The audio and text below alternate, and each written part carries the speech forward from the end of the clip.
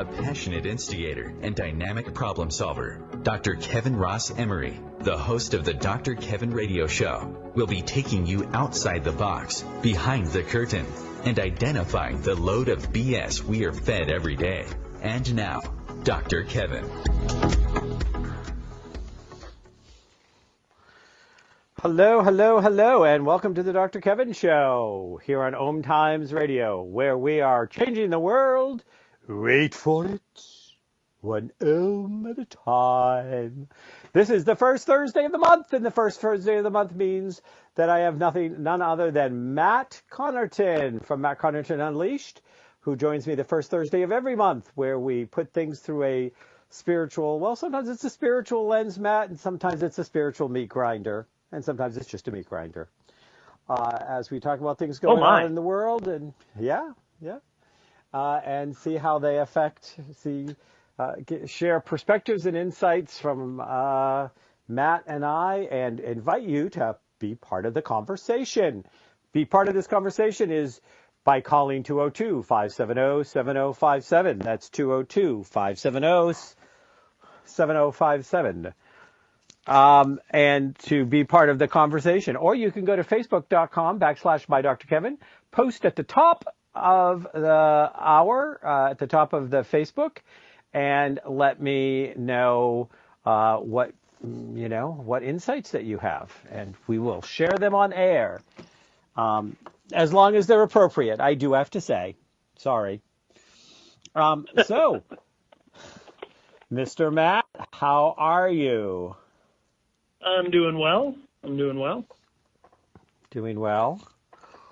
Yeah. So there are several topics out there that I think probably deserve a little conversation. And I'm sure some of them you were talked about on your show, which can be found from 4 to 6. Yes, 4 to 6, Monday through Friday, drive time show out of 95.3 FM out of Manchester, New Hampshire. You can find it online, Matt Connarton Unleashed. And you can find it on the internet. You can find it on air if you're in Manchester, New Hampshire. And you can find it in strange places like IPMNation.com. There you go. So Matt, of all the stuff going on, if there was only one thing that you wanted you and I to have a conversation about today, what would it be? Well, I suppose it would be about the fallout of Giuliani, Rudy Giuliani, America's mayor, because he happened to be mayor of New York during 9/11, which allowed him to make a lot of money off of 9/11, actually. But regardless, of course, he's part of Trump's legal team now. And him going on Sean Hannity and admitting that Michael Cohen was, in fact, reimbursed through Trump for that $130,000 payment to Stormy Daniels, or also known as a more private citizen as Stephanie Clifford.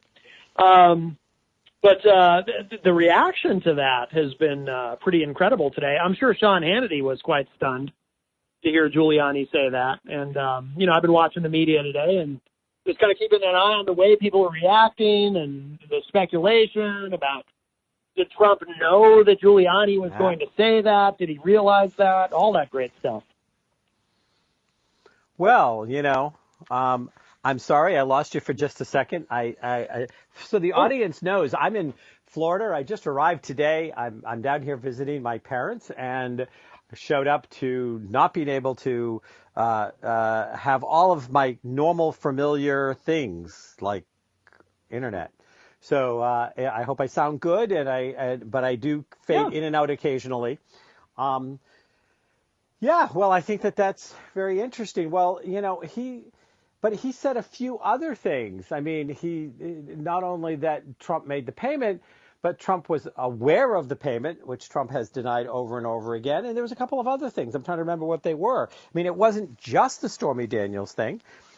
He said that Trump absolutely got rid of James Comey because of the Russian investigation, because Comey wouldn't tell him that he wasn't being investigated. I'm sure you heard that, right? Oh yeah. No, I mean, it was the entire interview is when you take out commercials, I think it's about 36 minutes that they talked. But I think, though, in terms of Stormy Daniels, I don't think Giuliani, at least the way that I took it, I don't think he was saying, it was like he was kind of trying to spin it and be legalistic with it. He seemed to be saying to me, this is how I took it, that Trump knew that Michael Cohen was being paid, but didn't necessarily know about that specifically. Because I remember Giuliani saying that, for example, over the years, he doesn't, I found this a little odd, but he said that, he sometimes, on behalf of clients, has had to pay out large sums of money, which he then bills to the client, and that he doesn't trouble his clients with every little thing. These are busy people, so you don't always tell a client. So, for example, you wouldn't necessarily tell your client, if it happens to be Donald Trump, that, hey, this porn star is making this allegation, I'm just going to give them $130,000 to make her go away, and then, I'll bill you for it.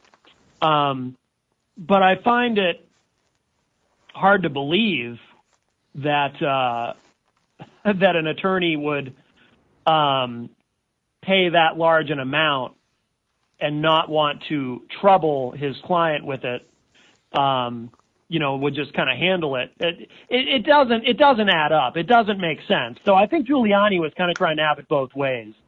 He doesn't want to reveal that Trump knew, but he did reveal that Trump knew that he was paying money. Obviously, it's his lawyer he was paying all this money to. Trump just didn't necessarily know exactly for what. And that's the part that,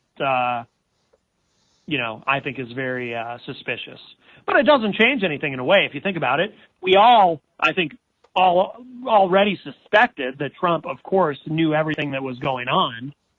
So it doesn't really change in that regard. Well, it's no. And the thing is,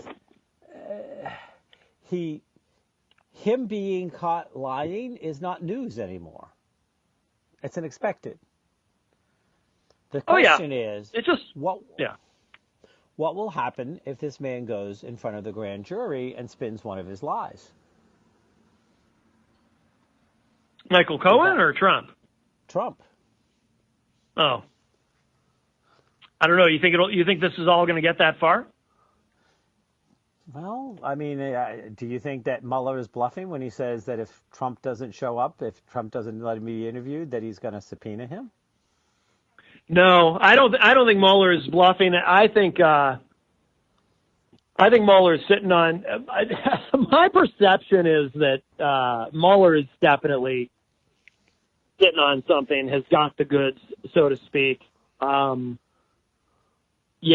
think at this point, at one time I would have said, and I said it to you on the show, I said, if I were a betting man, I would say that Trump gets past all of this unscathed. Maybe some people around him are going to go down, but I don't think he's going to. But I'm starting to think differently. I think Mueller's got something. Well, I think Mueller's got something, and I think that, and it's interesting because if I read this correctly, and I'm gonna slide this perspective in a second, but if I read this correctly, and you stay on top of this more than I do, that Mueller has got this list of questions, and now they're saying that because it was leaked, that is enough to get rid of him. But wasn't it leaked by Trump's side? Did I read that wrong? Yeah, I'm a little unclear on that actually. They gave the list, but I think that. Go ahead. Oh, sorry. I was just going to say I think that's probably correct because the Mueller investigation doesn't leak typically, whereas the Trump administration leaks like a sieve. So you're probably right in that. Yeah, I mean, they submitted the list of questions to Trump's lawyers, and the next day the list of questions were being handed over to the New York Times. Yeah. Excuse me? Could have been what's his name, Ty Cobb, the attorney, on his way out the door. Maybe he leaked it. Maybe because Trump insulted his mustache, his curly Q mustache. I don't know. You just can't. You just can't tell. The thing is, do you think? And I've asked you this question before, but I'm going to ask you again. Do you think this is going to do anything to erode Trump's, like, almost zombie-like supporters that seem to push through everything that he does and doesn't blink? Yeah, no, this won't affect that at all because the narrative from their perspective doesn't change. Trump and his acolytes were very smart establishing the fake news narrative from the beginning because no matter what happens, no matter how bad it gets, even if Trump is subpoenaed, regardless, none of it matters because it's all just quote-unquote fake news. They're very good about using these words, these phrases like fake news, witch hunt. You're seeing that show up constantly. That's the one thing that they've actually been very smart about. They know how to keep the base of Trump supporters placated and keeping them faithful. And Trump will continue to be Teflon in that regard. I mean, we're talking about a guy. Think of it this way, Dr. Kevin. We're talking about a guy in Trump who has the love and adoration of millions of evangelical Christians, and this guy is on record saying that he's never even actually, even though he supposedly believes, he's never actually bothered to ask the Lord for forgiveness. That doesn't enter into the equation for him.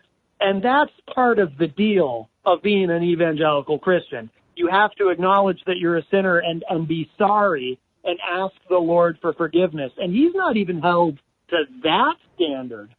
So no, there is nothing this guy can ever do that will disappoint his supporters.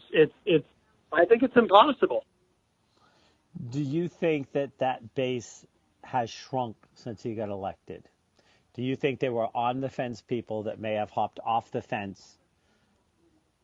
Or do you think it's just as strong as the day he was elected? I'm sure there's people who have gotten off the Trump train, but not the true believers. I mean, the people who voted for him because they were voting against Hillary, essentially, and they didn't want to go third party. Yeah, sure, of course, some of those people, I have no doubt, are kind of rethinking their vote. But no, I mean, the core base, I mean, look at his approval numbers. I mean, they waver a little bit here and there, but no, I think the base is with him, and they'll be with him through absolutely anything. Well, a president can be impeached and still continue to hold office. Mm-hmm. So even if they find enough things, even if he lies in front of the grand jury, even if he has outed, at what level of criminal defense, what level of a crime would he have to commit that would actually force him from office? Do you know? Is there a level of crime that would force him from office? Or can he only be forced from office through... I don't know. Yeah. I don't know the answer. I'm not asking a rhetorical question. I don't know the answer. Yeah. I don't know. I don't know that it matters so much what he's confronted with as it does who's in charge. I mean, we'll see what happens in the midterms. If the Dems pick up enough seats and they control the House, I think that matters a lot more than whatever he might be charged with. But obviously, I mean, at the bare minimum, you need obstruction of justice to attempt an impeachment. But to have a real shot at it, the Democrats have to be careful. Some of them are very, in my view, undisciplined in that, there's already a lot of Democrats in the House who have talked about impeachment and whatnot. And of course, you've always got Pelosi telling them to please stop it, because it's very important that they don't talk like that until they actually have a serious shot at doing it, because then it becomes kind of like the little boy who cries wolf, and they wind up losing credibility. They've got Nancy Pelosi and Chuck Schumer are right when they say, look, you guys shouldn't even be bringing it up until we have something major that we can go after and we're in control and we have the votes to actually get something done. Because if they try to impeach him and it fails, they're not going to be able to try it a second time. I mean, I guess they could in theory, but it would be very, very difficult. There's also the issue of who really wants to impeach Trump when, if you're a liberal and you don't like some of Trump's policies, you're not going to like Pence any better. So there's a little bit of a catch-22 there too, right? And Pence, I think we can assume, is more conservative than Trump. Pence is an actual evangelical Christian, I guess. Even if you impeach Trump, where do you go then?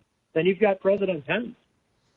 I don't know if that's better. I don't know. Here, I'm going to give Trump a little bit of sideways credit for something. I don't know if we would have gotten as far as we have with North Korea with a President Pence. I think we might have gone ahead and started bombing them already. I think Pence would be more of a defense hawk. So it's all a big gamble. Well, it is all a big gamble. And I think, again, and we've had this conversation before, and I know that the music is going to come up any minute now, but this is the clearest indication of how wrong this country has gone, how deeply divided it is. Mm-hmm. And there's the music, and we'll be right back.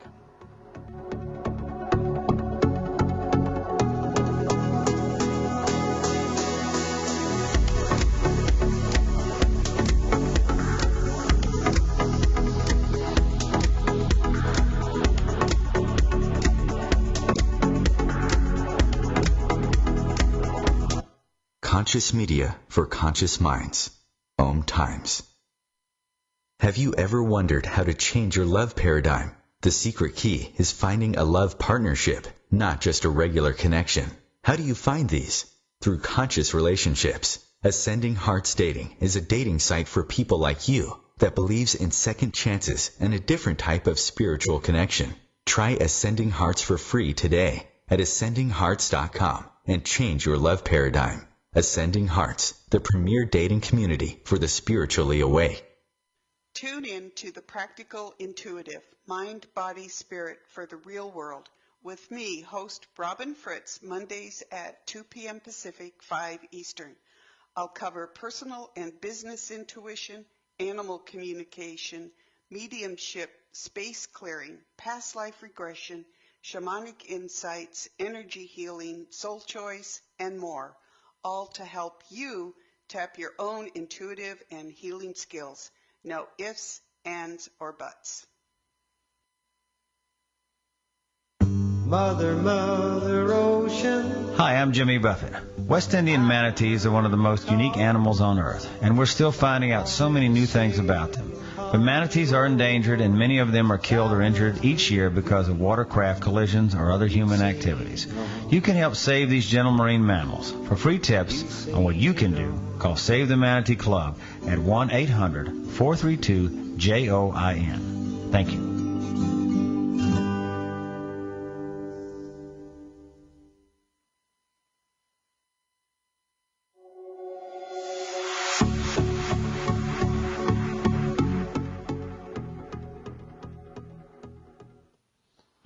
Hello, hello, hello, and welcome back to the Dr. Kevin Show here on the first Thursday of the month, which means none other than Matt Connarton from Matt Connarton Unleashed, who's on air every day, 4 to 6 p.m. at 95.3 out of Manchester, New Hampshire.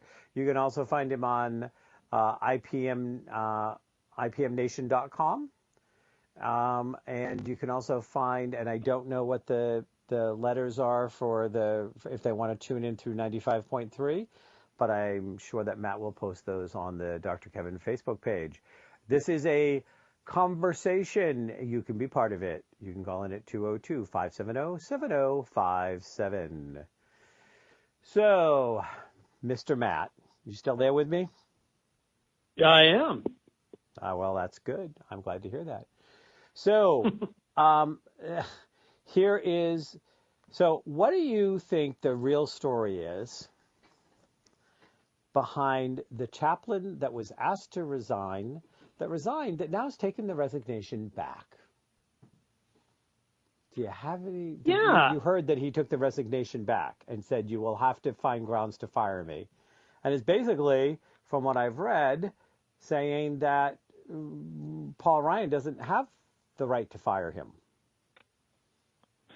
Yeah, and apparently, yeah, and it says here, actually, I was just looking at that, and according to thehill.com, Ryan is now backing down on the resignation. So he has accepted the rescission of the resignation of the chaplain. This whole thing is such a weird story. It was never particularly clear to me what was driving this to begin with, this decision to get rid of this chaplain. And Paul Ryan, I don't think has handled any of this very well. And it didn't seem like anyone else thought there was a problem except him, as far as I can tell. And now it's all being undone, and the chaplain will stay. I'm kind of baffled by the whole thing. I don't. It's obviously a self-inflicted wound on Paul Ryan's part. Which is very interesting, because Paul Ryan's usually a little cagier than that. Yeah, the whole thing is weird. Yeah, the whole thing's very weird. It's weird. It's random. I don't know if Paul Ryan is just getting sloppy because he's on his way out the door, but I don't know what his motivation could have been for even doing this. And there really was not a clear explanation from him. The whole thing is just strange, very strange. Well, from what I read, that Jonathan Burks informed him that the speaker was asking for his letter of resignation. The guy inquired for why, and Mr. Burks said something about maybe it's time that we had a chaplain that wasn't a Catholic. Did you read that part of it? Yeah. But Paul Ryan's a Catholic. So it's not like he's anti-Catholic. You know? So the plot thickens. Yeah. And I mean, I think Paul Ryan's Catholic. I don't know what Paul Ryan is. First of all, I don't think that religion should ever play into it. In fact, it's not supposed to. I think it's been has been expressly forbidden by our Constitution that it should. You know, but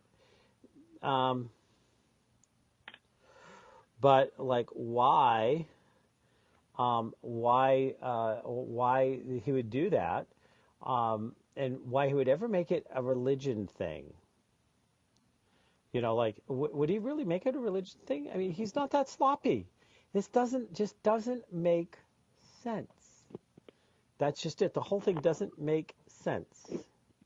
I know. And yeah, I agree. It's very bizarre. There's gotta be something. There is got to be something that's being said or that's not being said. And I mean, I do know that this guy supposedly criticized, and you're right, Paul Ryan is Catholic, that he somehow, in one of the bypassing things, he somehow questioned or commented on the lack of spiritual health of Congress and the White House. That there was... Burke? No, the priest. Right, yeah. Did you hear that? No. Did you not? Yeah, it came up and went down very quickly, but one of it was that he did, in one of his whatevers, in one of his comments or something like that, he kind of admonished, and it sounds like he kind of admonished the Republicans for supporting Trump. was how I read it, that, that there was, and I think that that's why it happened. But why did Ryan get involved? Maybe he thought because he was Catholic he could take the hit, and they wouldn't, say that it was. Well, it's not what is it? It's not anti-Semitic because that's Jewish. What is it? Anti-Catholic? Well, there is some anti-Catholic sentiment in the country, but yeah, yeah, yeah. But if I don't get it. Yeah, but he came out and said something that questioned the spiritual morality of Congress supporting some of what Trump did, is what I read between what I read. And again, it went up and went off the news cycle really quick, and I haven't seen it since, but I know I read it. But I can't find what the actual quote was, probably if I really Googled and searched it, which I'm not going to do at this point. But, I bet we would find something there. Well, sometimes, too, religious leaders, they do get critical of politicians for not doing enough to help the poor. Actually, in the macro, so maybe something like that got him into trouble because, this is a big example, but Pope Francis, when Pope Francis first became Pope, he made comments about how we need to do more to care about poor people and to help people and, suggesting that human beings should actually, care about each other and look out for each other. And Catholics and evangelicals, too, everywhere just kind of went wild and started accusing this Pope of being a socialist and whatnot because they just couldn't believe that a man of faith would suggest that people should actually care about each other and we should actually try to feed the poor and, and house the homeless. And, oh, my goodness. Which of course is the things when the Pope or any other religious leader says those kinds of things, they're actually saying things that are, I think, very much in line with what Jesus Christ said. But of course that's lost on these people because they've all been convinced that the only true, their true religion is capitalism. Really, ultimately, they just don't realize it. So, maybe the chaplain, I wonder if he maybe started to get a little bit out of line as far as Paul Ryan was concerned in terms of suggesting that, maybe Republicans don't do enough to support social programs and budget money to help poor people. I don't know. That's just speculation, but it wouldn't surprise me if it had something to do with that. Yeah, there's something more. Sorry, excuse me. Yeah. There's something more that he did or said that, again, played up that, but they're supposed to kind of, I think that they're kind of supposed to be the moral and spiritual compass. That's why they have them. Am I wrong? Yeah. Is it just so it looks good? Well, I think it is just so it looks good, of course. You're right in terms of how it's supposed to look like. Yeah, they're the moral and spiritual compass, but who among these people actually in Washington actually cares about that? They don't care about that. Yeah. They just care about what looks good. Yep. And it's all about, yeah. A staffer came down and said, "We're upset with this prayer. You are getting too political." And I was just going to say, the "you're getting too political," I would bet you anything that's code for you talked about doing more for poor people, didn't you? You're not supposed to talk about that, Father. I would bet you anything that's what that means. He prayed, "May members be mindful that the institutions and structures of our great nation guarantee the opportunities that have allowed some to achieve great success while others continue to struggle. May their efforts these days guarantee that there are not winners and losers under new tax laws, but benefits and balances shared by all Americans." About a week later, Father Conroy said he heard from the Speaker's office. A staffer came down and said, "We're upset with this prayer. You're getting too political." Yeah. And the speaker told him, Padre, you just have to stay out of politics. Yeah. And he responded, I love this. This is what I've tried to do for 7 years, he said. It doesn't sound political to me. If you're a hospital chaplain, you're going to pray about health, he added. If you're a chaplain of Congress, you're going to pray about what Congress is doing. That's what got him. But again, I'm still a little surprised that Ryan didn't see what a political minefield that would be. Yeah. Especially when the leader of their party is so morally questioned by so many Americans because of things he said and he's done. And, you know, it's not like he is upstanding, father knows best, goes to Washington to clean up the political mess. He's a scumbag that, you know, played the cards right and has profited off his role as president, and so is his family financially. I mean, that's no great big secret. Those tax laws benefited him and everybody that he was involved with to the tune of millions of dollars. I mean, that's documented. Of course. Yeah. You know. So anyways, but that's what it was. I knew I had read something. I knew there was something there, but so that's what it was. That was what he said. A priest did his job and tried to counsel Congress to take care of everybody, not just the wealthy. Horrors of horrors. The fact he wasn't they don't like that on a rail. Yeah, the fact he wasn't ridden down on a rail out of Washington D.C. You know, somehow I think that's treason or something, isn't it? Thinking Congress should do what's in the best interest of the country, isn't that treason? That's great. That crazy talk is what it is. Yeah. So, anything else before we move on to a completely different subject? Anything else going on the political landscape that's taken your notice, and what does it mean to America right now? Or does it not mean anything to America? Is this the beginning of the end? Is this the decline? Is this the decline of the great empire?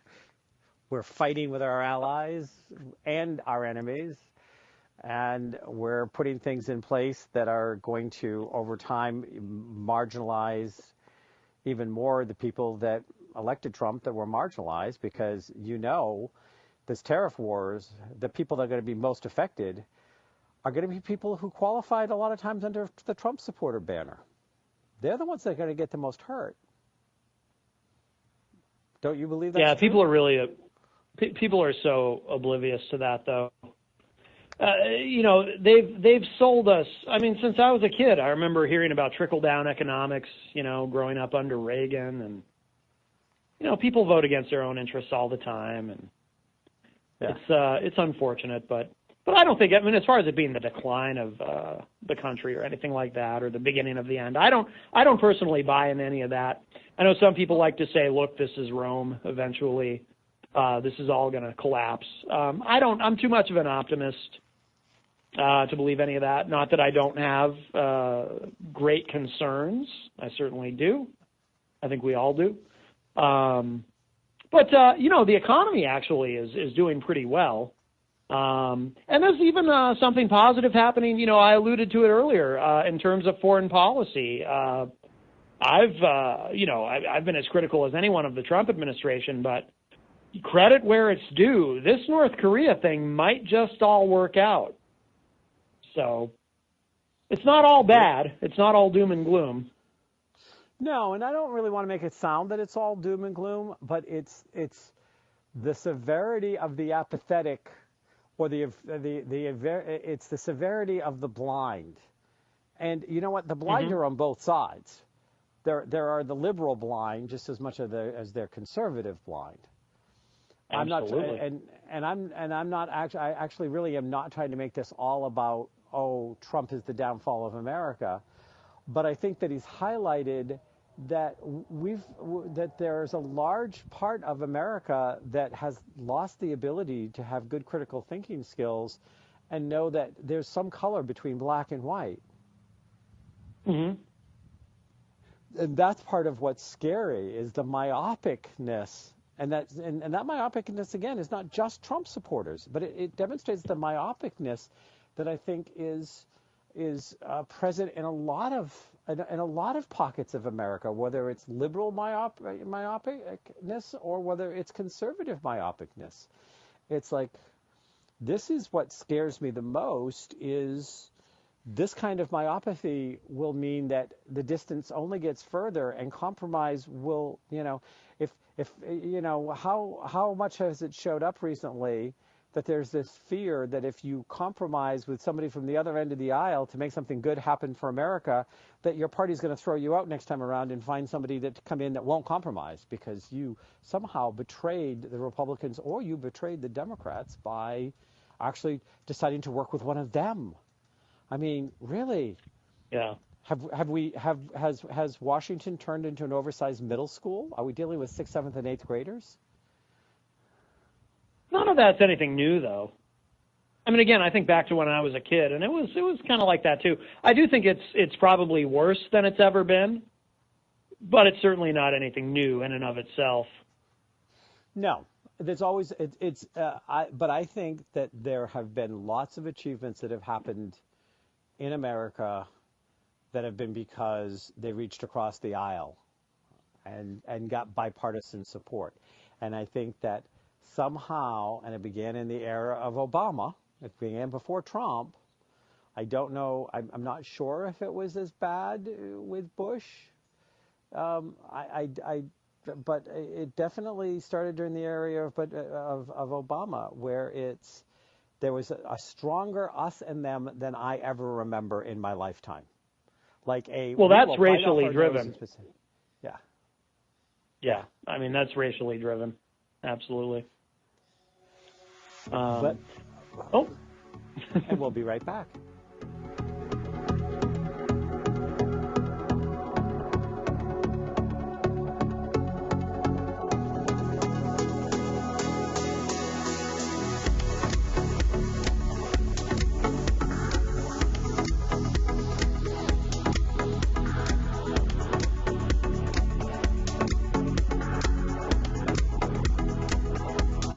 The Real Conscious Connection. OMTimes Radio. IOM FM. The number one reason girls drop out of school in sub-Saharan Africa is lack of access to feminine hygiene products. The Pads for Schoolgirls Project, an outreach of Humanity Healing International, is changing this paradigm by setting up sewing programs at schools, teaching girls a vocational skill, while producing the reusable pads that help keep them attending classes. The girls pay it forward by making and giving pad kits to other girls in need. To learn more, visit humanityhealing.org. Humanity Healing is where your heart is. Hi, I'm Kelly Fox, host and astrologer of The Astrology Show. Each week, I'll give you access to the current transits, which are a valuable tool that provide astrological information to help unlock the potential each of us has. Understanding the stars can help steer us in the right direction to make better informed choices. So if you're wondering what's going to happen in your week ahead, be sure to tune in to The Astrology Show for guidance, Mondays at 9 p.m. Eastern Time. This is why you work so hard to pay the mortgage. Because home is more than 4 walls and a roof. It's that porch swing and a summer evening. It's everybody over for Sunday dinner, and your family sleeping in their own beds at night. Making Home Affordable is a free government resource that can make paying the mortgage easier. Call 888-995-HOPE or visit makinghomeaffordable.gov. Good night, Mama. This is why. Brought to you by the U.S. Treasury, HUD, and the Ad Council.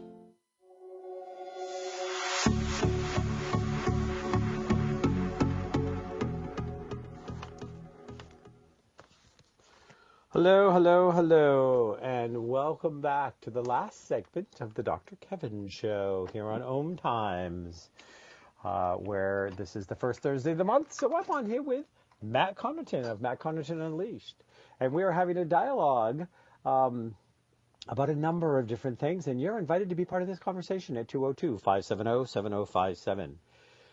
So, Matt, have you heard the recommendation that came out from Twitter today that there's 330 million people needed to change their password because they found a weakness in the system? No, this totally got past me. No, I did not see this. Yep. Twitter is it's a breaking story. Twitter advises all 330 million users to change passwords after bug exposed them in plain text. Great. There was no evidence that any breach or misuse of unmasked codes occurred. The company is recommending the users change their password out of an abundance of caution.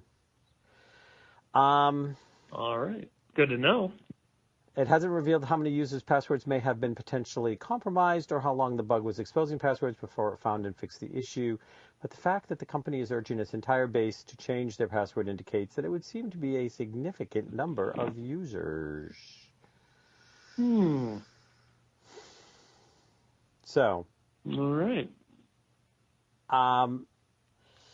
Social media. I have run into more and more late teens and early to mid 20-somethings, even late into early 30-somethings. There seems to be an increasing number of those people that are actually pulling back from Facebook or Twitter. They're trying to find some way to stay connected, but has social media in of itself reached a level of toxicity that we're going to see it start to go in some kind of decline. Not go away. It's never going to go away at this point. Right. But, I mean, did it reach its first peak? Now, that's not to say in 5 years it couldn't reach another peak, but I don't know. What do you think? No, I think, I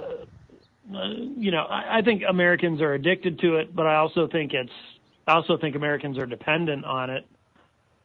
And no, I don't think there will be any decline. I mean, obviously, what I'd like to see happen is for social media, if people broadly begin to feel like it's not worth participating in, maybe instead of running away from it, people will try to elevate the dialogue a bit and make it more positive, which would be nice.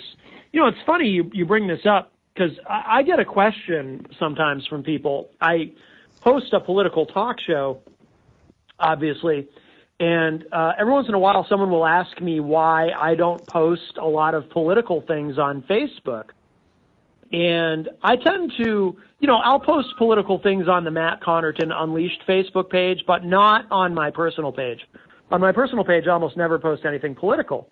And people will say, well, you're such a political junkie. Why aren't you engaging in dialogue about politics on your personal page? And what I usually explain to people is I gave up on doing that a long time ago because of the toxicity, in that if you post something political on Facebook, you might get a good constructive dialogue going. Hopefully, that's the goal. That's what I would enjoy.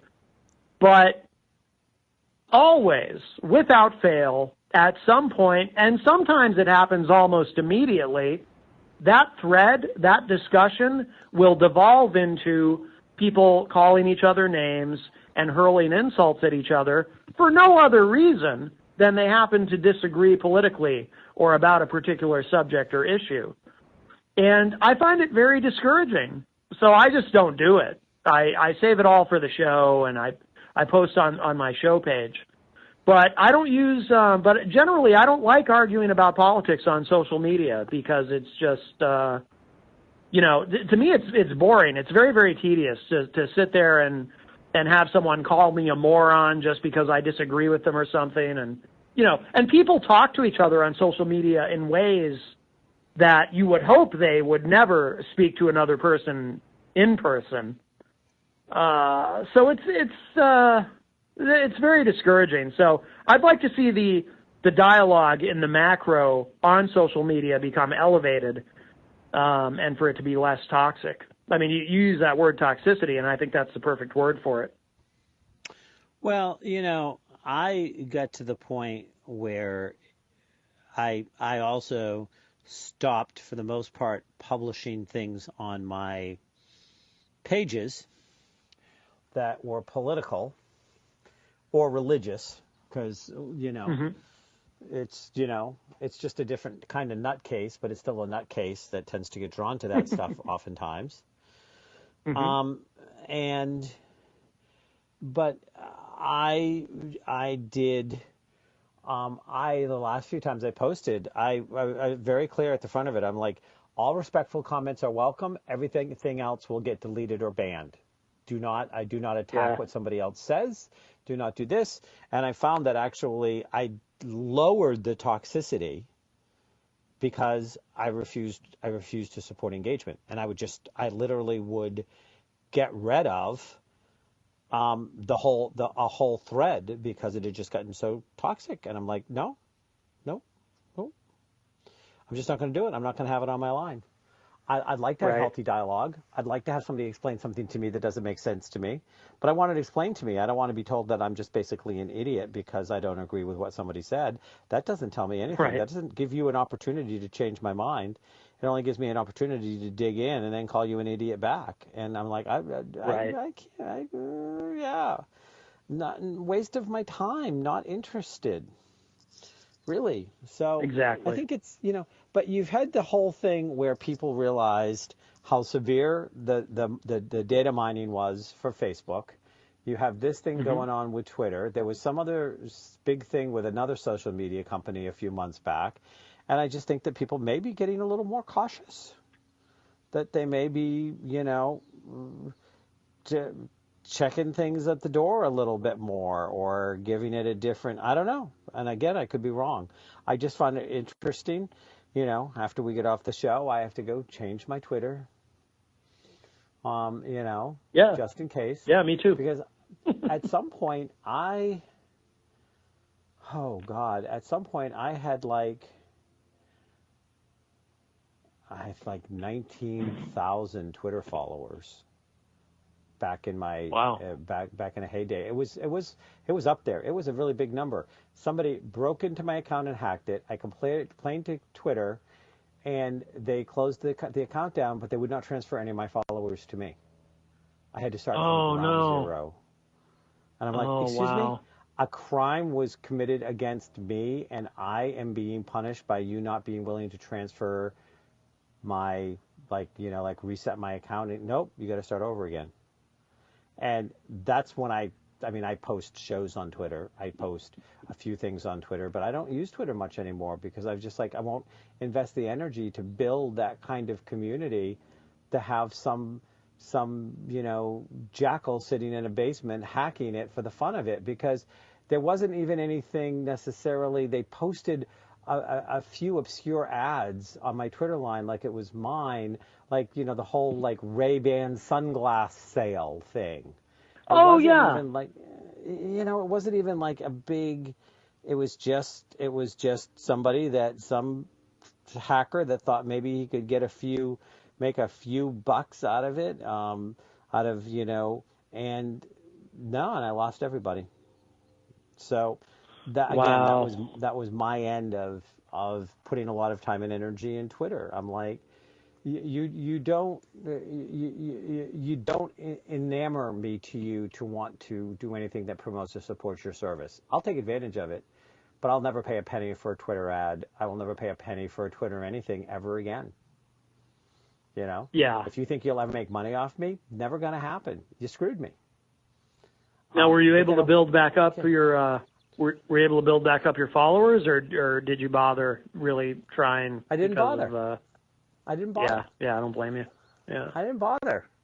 I had done a whole social media strategy program. I had engaged in stuff. I had done things. I had paid people to help me actually help create that community by posting stuff that would get people to come and and hashtags. There was a whole strategy I did. And all of that was lost. But the other thing that's scary is how many things does one belong to that they wouldn't know how to get into if they got rid of their Facebook account because they sign on to. Yeah, that's true. That's a really good point. Yeah, I have certain apps that I use on a consistent basis for my business where I just log in through Facebook because it's easier. But you're right. I mean, that is a problem. Well, and let me tell you, I've become more aware of that, and I took on a new something, and they offered to let me do it through Facebook, and I said no, I want to do it through a regular sign-in.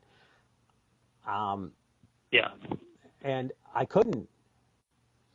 Literally, I mean, I literally, it kept crashing on me, and I needed to use whatever it was, and I can't even tell you what it is at this moment.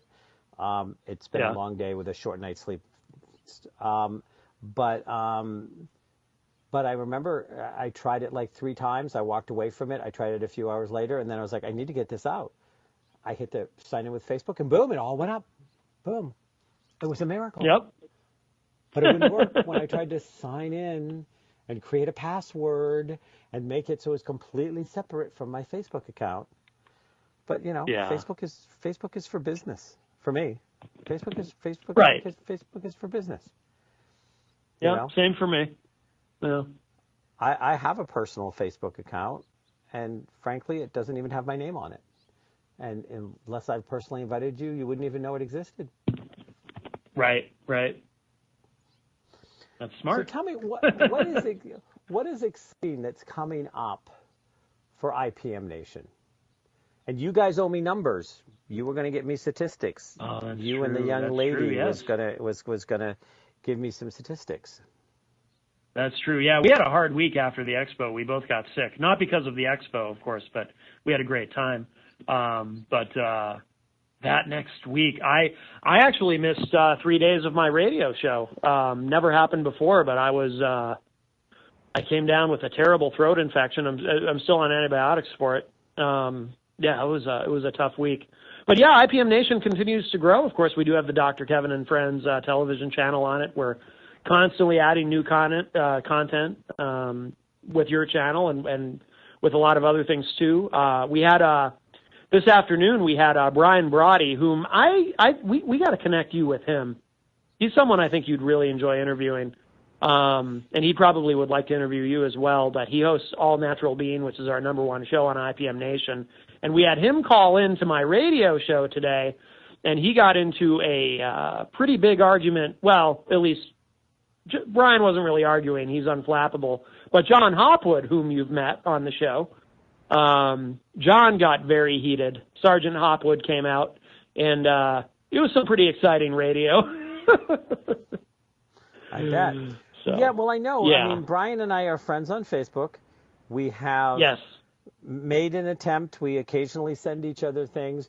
But that was just starting, and then he had those health issues, which took him out of the loop. Yeah. And now he's looped back in, and we've talked about being on each other's show, but we haven't made it happen yet, and we do need to make it happen because I actually have a big push that I am trying to, before the 1st of June, have the whole rest of the year for the Dr. Kevin Show booked. I've got bookings now that are taking me. I mean, I'm booking part of August, September, October, November. I mean, I've just put it out there because booking when you want to have a guest every week is a job all of itself. Mm-hmm. Of course. And and I just want to get it so that I know that it's not something that slides and suddenly I look and say I don't have a guest this week. So so I've got I think June is all booked out. July is all booked out. I think almost all of August is booked out as well. And I just keep on sending poor OMTimes ahead of time. I'm like, and here coming up, and they'll see 8:21 guest on the Dr. Kevin Show, blah blah blah blah. So so it's interesting. But yeah, I would love to have Brian on. I'd love to be on Brian's show. What is Brian's show? Brian's show is called All Natural Being. And he, it's kind of like a self-help thing, except he's a lot more aggressive.